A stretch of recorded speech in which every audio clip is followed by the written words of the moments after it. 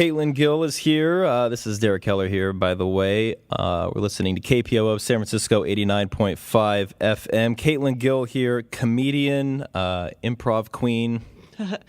No, Sure. but seriously, Bay Area native. Well, you said you grew up in Napa. I did. And you've been labeled as one of the best comics in the Bay Area. That was, it's been a good couple of years. Has it? I mean, a couple of years, or how long have you been really? I've been performing about 7 years now. And what was one of the first comedians that you saw and you thought, well, I want to do that? Oh man, there's so many, but I guess I guess Bill Hicks still takes the top spot as Really? being the one who yeah. You're the Yeah. first female comedian I've heard Really? say that was influenced by Bill Hicks. Yeah. There's definitely plenty of ladies I could have picked first, but if I'm being honest, it's probably watching my dad listen to Bill Hicks and then slowly coming to understand it myself. It's that's been. And how yeah. old were you when you were listening to him? Well, that would have been. 'Cause he's pretty- I probably would have been first exposed in Yeah. the late single-digit years. Because that's pretty heavy stuff to be listening to. Well, sure, but it was a heavy household. We were. I was no stranger to social concepts beyond my years when I was a kid. But yeah, I probably listened when I was younger with my folks, and then as I got a little older, I rediscovered it for myself. So Bill Hicks, who Sure. else? I mean, modern day Marie Bamford. She's the one that makes me feel like, why even keep trying? I'll never be that good. She's an incredible talent, a national treasure. And if you are not savvy or hip to all her stuff, you should go ahead and get to that. She's terrific. And a quick search will reveal to you a world of web series that she did. That's really terrific. That's great. Yeah. Yeah. I should mention too, Caitlin Gill. It's spelled CaitlingGill. Go You got to it. CaitlinGill.com or Robot Caitlin @Robot Caitlin on Twitter. That's where I tweet. Where else can people get a hold of you? You can find me. Let's see. I'll still be posting updates about our weekly show here in San Francisco, The Business. We have one in New York and one in Los Angeles. And you can find that at The Business. Google The Business SF. Sorry, it's like The Business It's at at the- blogspot.com. it's at the dark room on It Wednesdays. is at the dark room every Wednesday night at 8 o'clock. It's a really great show, worth going to. A San Francisco institution, 5 years in the running. Real terrific show that I'm very proud to be a part of. Let's see. I'm on the Facebooks if you want to follow those updates. If that's something that you do, that's just my name, Caitlin Gill. You can find me pretty easy. And I should mention that you grew up in Napa. You've been performing in the Bay Area for many years, but you just recently told me that you're headed down south. I'm You're moving. making the plunge to Los Angeles. Moving to Los Angeles in just a couple days. Yeah, I wanted this KPOO interview was a big highlight before I took off. I was super excited as a longtime listener and Bay Area resident. This is like Bay Area's finest. And I'm going to miss it. Of course I'll listen online, but I will miss That'd be great. 89.5 in my car.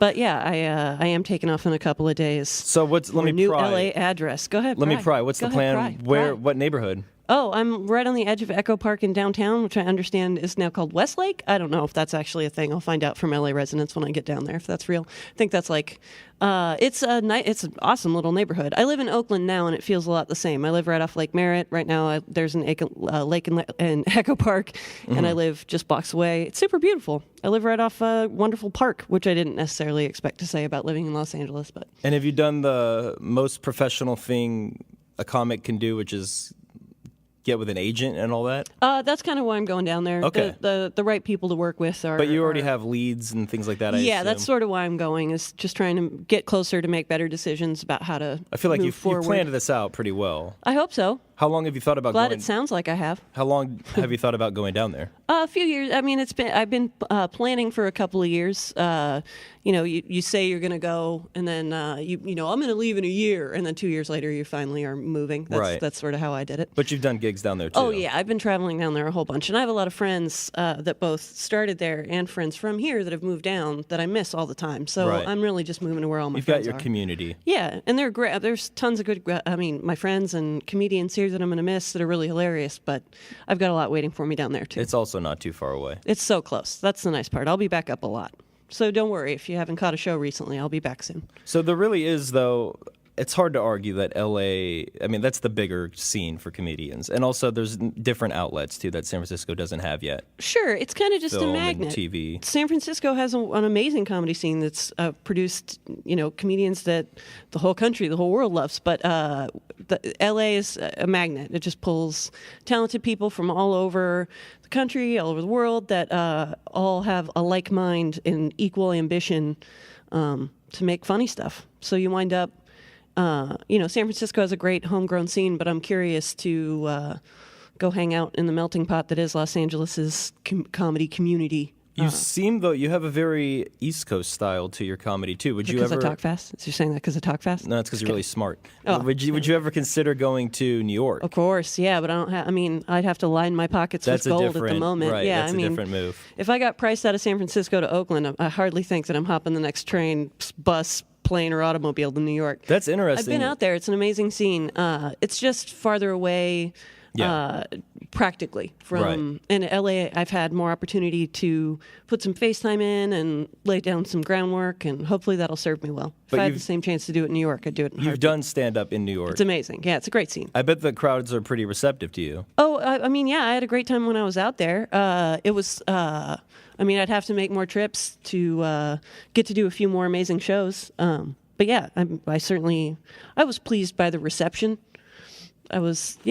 I thought I did all right. Some of the comedians that you've worked with, Bobcat Goldthwait. Who's the best? Is he the best? Because I was going to say... Oh, man, he's a great guy. This list includes Nick Kroll, Doug Benson, Todd Barry, and Mark Maron, and Robin Williams. And you would say Bobcat's the best guy. Oh, Bobcat's definitely been a good friend and a good mentor. He's just a really talented dude, and we all know, the voice and the guy in the 80s, but since then he's built an amazing career as a director. Good director, filmmaker. And he's still, I think anybody who's been doing it enough time, for enough time, just builds this sort of magic power where they're funny without trying. It's so natural. And his material's really sharp, but, anytime he's on stage, it's just really, really funny. And of course, Robin Williams is amazing. They're best friends. They work together all the time. And one thing kind of led to the other that I would get to work with. I owe Bobcat for that. Certainly. Are you going to knock on Bobcat's door when you get down there? Yeah, hopefully we'll get to hang out some. We've gone on the road with him a little bit, and we'd like to work that out again. We took a trip just to do comedy, and then we took a funner trip. Can you bleep that? Will you bleep that? No, we also took a fun trip and did a little Bigfoot hunting up in Northern California. Oh, I've heard he likes that. Yes. Wow. That I believe is at Rotten Tomatoes. It's sitting at 94% right now. It's doing pretty good. Are you it's in called it? Willow Creek. No, my good friend Bucky Sinister is in it. And good friend and San Francisco legend Bucky Sinister, amazing poet, amazing comedian, and published self-help author, the coolest dude. He's in it. He plays a menacing man. I want to ask, you're one of the most successful comedians that's been in this studio. Yeah, absolutely. What's your schedule like for a comedian? Like, do you have that kind of dream schedule where you can wake up at 12, get a cup of coffee till 2, write for an hour? Sort of. I did. I was able to leave a day job last year. That's been great. I think I'll still get to do that when I move, which will be terrific. But yeah, I perform 5 or 6 nights a week.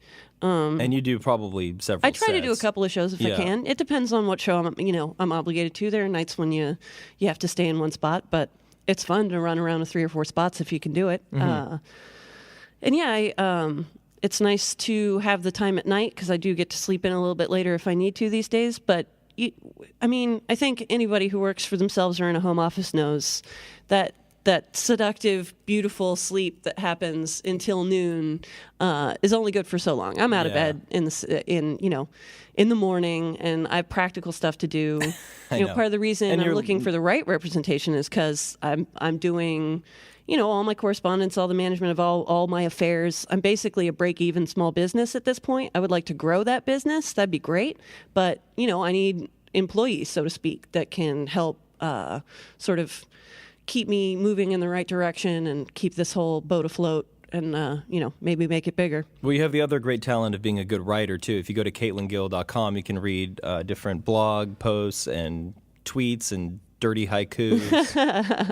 Yeah, if you are listening in Oakland, you might know me as the long-standing dirty haiku champion at Oakland's Tourette's Without Regrets, which is a fabulous show. Anybody in the Bay, it's worth driving over a bridge for. Really terrific. What are your favorite venues in all of the Bay Area? Oh, I mean, Tourette's is a really great show. I'm glad I brought that up. That's a good segue. That one's first Thursdays of the month at the Oakland Metro. It's a fantastic spectacle. Words do not do it justice. It has to be seen to be believed. Check that one out. Our show, The Business at the Dark Room, is still the best place to be on Wednesday nights, in my humble opinion. There's all sorts of stuff. A good place to check out comedy in San Francisco. Talk to the good people at Lost Weekend Video. They can point you in the right directions for shows all weekend long that are really pretty terrific.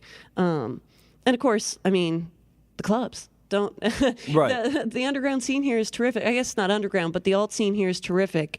But our big old clubs are run really, really well. Cobb's the and Punchline and Punchline. Cobb's are both terrific, fun for a visit. Yeah. Let's see, where else do I like to play? All over the place. What about in L.A.? This town's full of, oh man. There are shows in LA. It's another town where you can just run around and do sets all night long. But the Business in LA, of course, is going to be at this cool little spot called Little Joy. That's in Echo Park. They do one other comedy show every week. They're a fun bar to stop by. But the Virgil has a couple of shows every night that are both really fantastic. If you find yourself down there on a Monday or a Thursday, you definitely can't go wrong. Yeah, a couple of good buddies. Well, there's some friends who, a few people put together a show for Vice. They're all the writers of Vice that also do stand-up comedy. That show is called Entitlement. That's the first Wednesday of every month, and that one's always pretty fantastic. They've got a website and Facebook if you're curious about all the details for that show. That's really, awesome. really good. Yeah. That sounds great. All right, well, let's go to a quick break. When we come back, let's go over a couple news stories if you're up for it. Let's do that. There's some interesting stuff going on. One includes a manhunt. It's a wild, wild world. That's one of my favorite. That and police chase are they're almost the same thing, but car chase. Media gold. Caitlin Gill's here. We'll be back in just a minute.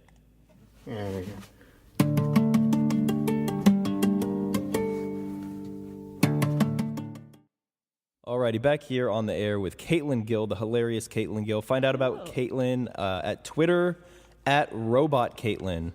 And Caitlin. CaitlinGill.com. You got all kinds of videos. Oh, we should talk about the commercial, too. Oh, yeah. You did a Credit Karma score commercial? Yeah, if currently one of the commercials that's on your TV box that's annoying you has a girl in a yellow sweater sitting on a park bench telling you can get your credit score for free, that's me. I did that. Sorry. Or you're welcome if you got a free credit score, which is really free, by the way. It's really free. Well, there is a much worse credit score commercial, and that's the one with the hipster guys playing the guitar and singing. Yeah. I find No, those did to be not. terrible. I had no part in those. Yours are very funny. Yeah, they're pretty funny. I was actually pleased. Did they shoot that in the Bay Area? They did. We shot that in Berkeley. Oh, very nice. Yeah. Yeah, it looked pretty. It didn't look like L.A. or New York. It was nice. It was all just sort of outside. And I think, it just turned out really great. I believe that there are 3 of them that'll run. So you'll see 3 little conversations between me and a fabulous actress. And I'm kicking myself because I don't remember her name. But the actress that was with me in those commercials is really, really terrific. Great improviser, great comedic actress. Yeah, very funny. You get good money for a commercial like that? I mean, No. you don't have to tell me the number. No. No? No. But you did 3 commercials, We too. did, and I've done other stuff with them. They're great, but they're not a huge company. Those are non-union roles. That's the kind of stuff you just do. I would consider that dues paying. But it is the- It was also not necessarily intended for the type of distribution that it's getting. Oh, I was gonna say, That they don't absolutely promise could have just been TV? online. And, Oh, okay. I mean, I think that's. I could think of it as a neat trick to just not pay me more. I also could understand that they really did shoot that. Did not know that where they would distribute it, and they got content they wanted to use, and now it's a national commercial. It's going to air for a while. That's really terrific. It's the kind of thing that could help me get me the sort of commercial money that would pay for a year of doing stand-up with no other job and no worries, but we'll see what happens. I hear you. Yeah, I worked on film productions, too, behind the scenes, and I rarely got paid much, Yeah. if at all. Yeah. And sometimes the thing would go on to be very successful, and it's like, well, Yeah, you were but- only getting yeah. $50. Yep. Sorry, there's 300,000 views, but that was the deal. But if you can, everything is. My whole job is just filling a bucket with drops, and some of the drops are bigger than others, but the bucket still gets more full. And if you can, one opportunity leads to another generally. So hopefully, I'll be on a bigger, more annoying commercial, and then I can stop doing commercials. Well, you were forever. saying right before you came in that when you do a commercial, you sell a little part of your soul. Oh, but yeah, I don't trust me. believe... I mean, I can't sell out because I don't have any out to sell, and it's not like I'm rolling in that credit karma money. That's what I'm saying. Like, I don't if think I was you rolling on sold out. credit karma money, I'd have a sore back from rolling on the floor. But they were still very generous. I'm very thankful because they were super fun to work with. The material they wrote was funny.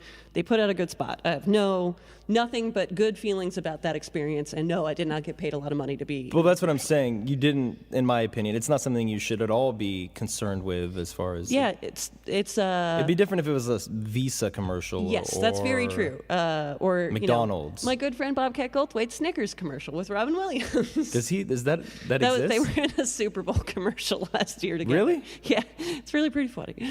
I guess that would be. But when you get up to that level, that they're in the commercial. When you get to that level, how do you say no to that kind of Snickers money? It's what can you do? And you're working with Robin Williams for the afternoon. It makes your skin crawl just a little bit. But then I remember that lets me. The thing about stand-up is you get to use your own voice. Nobody tells you what to say.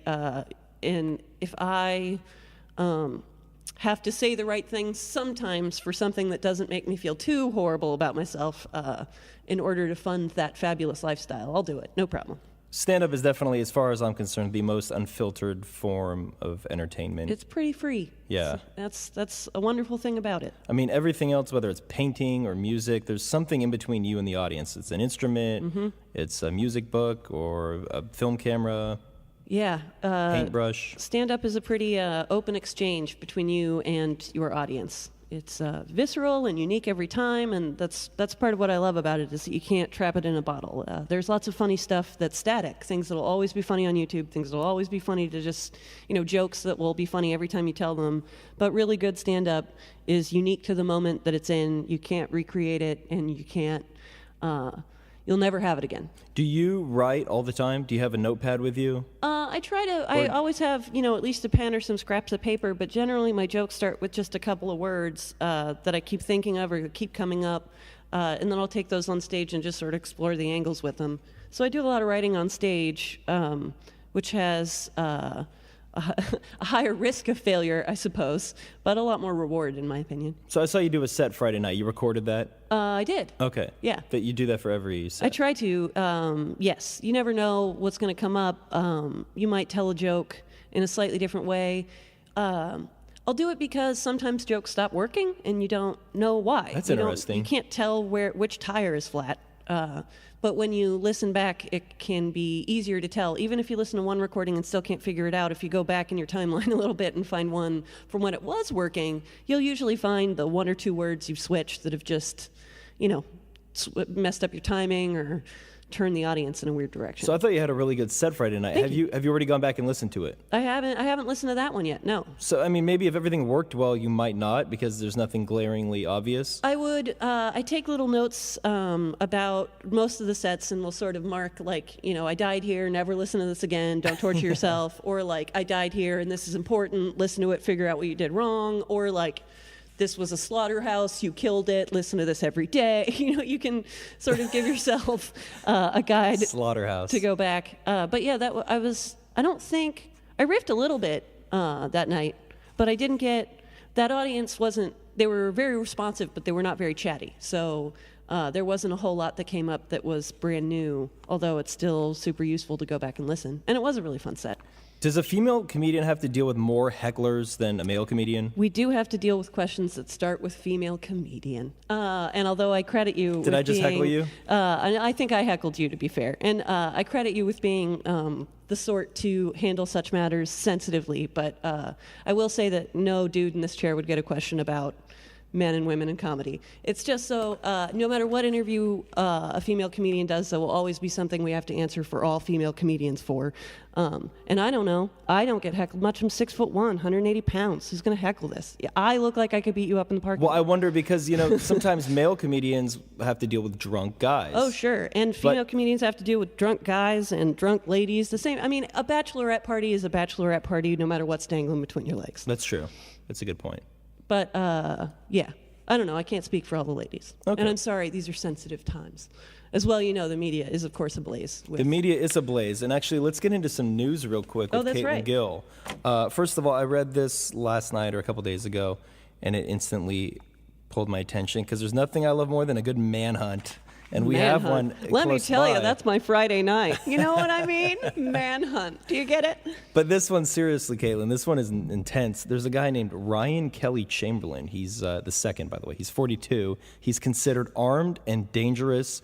And FBI agents stormed his apartment, I believe, at Polk Street over the weekend. And they say they were looking for explosives. He allegedly possessed explosives.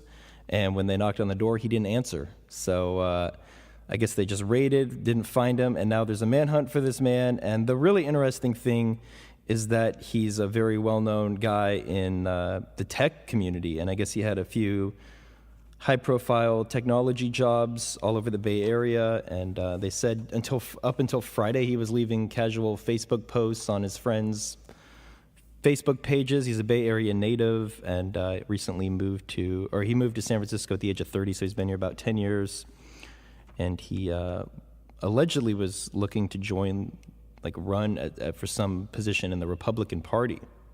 I kind of don't believe some of this stuff. I don't know. Whenever a group of people raid somebody else's apartment, I have to question why. Yeah, I have no idea. And the whole thing just seems kind of out of nowhere, but yeah, and just sort of alarming because it's right next door. And I think that's nobody wants to think about that happening anywhere. Certainly people don't want stores of explosives chilling in apartment buildings in the middle of San Francisco. I don't mind it. You're pretty okay. I mean, every with that. car is an okay explosive device. That's in true. some We do way. have gas stations. What's the difference, really? Exactly. But yeah, there's not. It doesn't seem to be a huge rush to explain the motives of That's what I'm possessing saying. this stuff. And if It there just was, doesn't add up. I know you don't go public with your manhunt until you have to, but there's been. I mean, who is this? How long have they been looking at this? Exactly what are they looking at this dude for? I have a lot more questions than with all the technology and tracing his cell phone. You'd think they would know if he was there or not before they jumped in. Well, just wait for him to get there.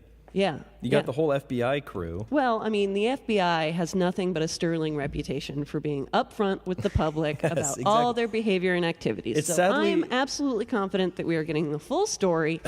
And I'm sure that they will keep us informed. We only need to know what we need to know, Well, it's kind of ridiculous, too. Right, sheeple? It's kind of ridiculous when they ask the public to help out. Can you guys lend a hand? We're having trouble finding this guy. We're understaffed. Hey, we lost this guy. Does anybody know where this guy is? We'll put him on your milk. Yes, exactly. It reminds me of that Christopher Dorner, the cop who allegedly went crazy and shot a bunch of people, and then there was a huge manhunt in L.A. Right. But they tell you little facts that try to make you feel like it would be a good idea to help find them, but it's not a good idea to help find that guy. As right. I recall the particulars of that case, you wanted to do everything but find that guy. Well, if you see him. I mean, you personally. Yeah, if you see him. And, I mean, he did run into the woods, as I recall. Didn't he go up to the, Big Bear? Big Bear, he went out, yeah. It was a mess. It is harder to find someone out there. Yeah, so, I mean, they gave out the description of what this man looks like, the cars he might be in, but I don't want to help find this guy. That's not my job. I like that they described one car but two plates. Yes. That's my kind of fugitive. Yeah. I'm going to use the same Toyota Camry, but I'm going to swap it out for Washington plates It's a white time. Nissan Altima with either California or Texas license plates. Yeah. That's a dual identity, if I've ever heard one. What do you think will happen to this guy? I can't say that of late people running from the FBI have a very good track record with coming in, alive. But this guy has a whole tech background, so maybe he can create a whole new identity on Twitter and Facebook and just He's going to be taking selfies with Snowden. If you were on the run for something, which direction would you go, north or south? That's a good question. Mexico or Vancouver? I mean, Mexico's the better vacation destination, in my opinion. Not Vancouver to knock BC, because it's gorgeous. Yeah, exactly. But I don't know. It depends on what kind of drugs I want to smuggle over which border. That's true. Because I got to make money somehow. I'm on the lam. Speaking of escapes, they had the big Alcatraz triathlon this weekend. Oh, yeah? Last year somebody died. I think it was somebody just in their 50s, couldn't take the temperature in the water, had a heart attack and died. It was very sad. That is a bummer. It is. And this year, a legally blind man. He died doing what he loved, breaking out of prison. Is that too soon? Is a year It's on been the a dot year. too No, soon? just No, that's not. you're in. My apologies. You're That's in. too soon. That's still too soon. Well, two gentlemen, one who had a carbon blade for a leg. He was a Oh, yeah, one of those things. paraplegic. Those are amazing. Who was 40. He was involved with this, and he finished. And also a legally blind man who was 60 did this whole thing, too, which is a lot of work and pretty crazy. It used to be when I was younger, when I was about 20, I used to look at Olympic gymnasts who were like 12 and think like, I've ruined my life. Why do they have to be so young? I am, because that's the only time your body is physically capable of doing the ridiculous things that they are capable of doing. So I just would look at them like I've wasted everything, all of my time. I can't do anything with and now that I'm over 30, I'm 33, I look at somebody who's 60 and legally blind and can complete a triathlon and I'm like, it's all over. If I train for the next 40 years, even with my vision, I'm not going to be able to do that. I have that all the I'm time, duly too. impressed, 60-year-old legally blind person who completed the Alcatraz triathlon. Hats off to you. So cheers. I have a big debate with a bunch of my friends that I'm 29, if I quit everything I'm doing right now, just trained and focused on becoming a baseball player, could I or could I not make the single A minor league, like the very basic minor league? That's out. Everybody That dream says has it's died. over. Yeah, that's dead. I knew a guy who was a little bit older and actually was very close, and he's like, you're 50 pounds lighter than me. You have no muscles. I haven't even seen you take a swing. There's no way you could do it. So, yeah, I had to. It's sad when you look at things like that, too. It's true. The Olympics are the worst. Those girls are 12 to 15. By 18, it's over. I mean, but what they did with that time in their lives is incredible. True. Well, and hopefully not terribly destructive, but hopefully hopefully it only serves them. I think so. Well, anyways, Because it's more than impressive. the thing that always gets me about this escape from Alcatraz thing is that not only do people run and ride a bike afterwards, but they swim from Alcatraz to the mainland. And there's always been this debate: what happened to these three gentlemen who escaped Alcatraz? Did they drown? Did they make it? And I've always believe that they made it, but the way they made it was that they had the foresight to have somebody waiting for them, maybe a couple hundred yards off the water. That was always a possibility. I thought that when I read the book Escape, a book about that escape. Did you? And I don't remember. I think there used to be a tower that could watch around. Like you'd have to swim pretty far before you could get to even a little dinghy that couldn't be spotted from some kind of tower. But maybe I'm wrong about that. I'd have to go back on the tour. In fact, maybe in the last 2 days I have in San Francisco. The other stop I have to make before I leave, not to take away from this amazing story about these amazing athletes, I got to go to the Pinball Museum in Alameda. I've been here for so long and have never made it over there. In the next 2 days before I leave, I will be playing pinball for many, many hours until my wrists are sore. I'm a big fan of... And that's the sport. That's as much working out as I'm going to do before I go. That's good. Is standing Cardio. to play a video game. Yeah. That's it. I'm a big fan of the coin. If you've been to the coin museum, the coin op museum on Fisherman's Wharf. It's amazing. I took some friends there that were from Canada, and they loved it. It's real great. Yeah, it's a good 45 minutes to kill. Indeed. One last story here. Well, first of all, before I get into this, have you heard lately, one of the coolest things about social media now is you can reach out to a celebrity or a pseudo-celebrity, and I've noticed a lot of people have been, you get close to May, and all of a sudden, students in high school want to reach out to the NFL cheerleader or Taylor Swift, and because they think they have a chance to take them to prom. Yep. And I think this is pretty cool. And a lot of them will say, yes, I'll go, and then they don't. Some of them actually do. Yeah. Very few will say no. It's like adorable and like almost creepy. Like it's almost creepy. Creepy for who, though? I don't know. Isn't that just kind of sad? Like, don't ask the poster to prom. Like, ask a person to prom. Like, come on, little Tyler. Like, you're such a dapper little dude. Like, just talk to a female person. Yeah, well, or male person, whatever you're into. But you make a good point. It is adorable. It's more adorable than it is creepy. But something about it gives me. Well, if anything is creepy, it's the older celebrity that says, "Yeah, I'll go with you." That's true. Sometimes it's been like 30-year-old NFL players that'll go with. Right, 16-year-old adorable girl. Yeah, that is not. But I'm saying for the young man to ask, Taylor Swift, and she says yes. I think it's cool. It is sweet, and it is. What a prom. Everybody's going to remember that. Prom's kind of ridiculous in And the first celebrity place. is prom is ridiculous. Yeah. Celebrity is ridiculous. And if you have an opportunity to do something kind of cute and sweet with it, go for it. I don't know. Well, the reason I bring it up is because you kind of forget about President Obama's children, but the oldest one, Malia, is now 16 or 15, and she just went to prom, just a couple days ago. And Barack Obama was talking about it on television. He said he wasn't too intimidating to the young man who asked his daughter to prom, and he said, it's really great when you see your daughter for heels in the first time, and she's lovely and she's beautiful and all that crap. It's adorable. Yeah, but I love those girls. They are the best. So- And their prom pics, I'm taking to the internet so I can check out those prom pics. America's just going to become one giant auntie and have the desire to reach out and pinch those cheeks. She's so cute. But here's my They're question, the though. cutest. I know In heels. you're saying it's a waste of a pick to reach out to whoever it is, the celebrity, the singer or whatever, one of the Pussycat Dolls. Sure. But would you? I mean, asking the president's daughter, that's a complete waste. You're going to have two security guards on either side of you. You've got the commander-in-chief to take her home. It's all the bad. president is not Nothing worried about good is whether going or to not happen. his daughter is going to keep to curfew. That is not a problem. And you definitely don't have to stand on the porch and show your daughter's date your gun when you have like 6 armed guards standing next to you. I'm telling you, that would be the last girl I would want to take to prom if I was at that high school. Hey, we've all seen West Wing. Yeah. Charlie has it really hard. That's true. That's true.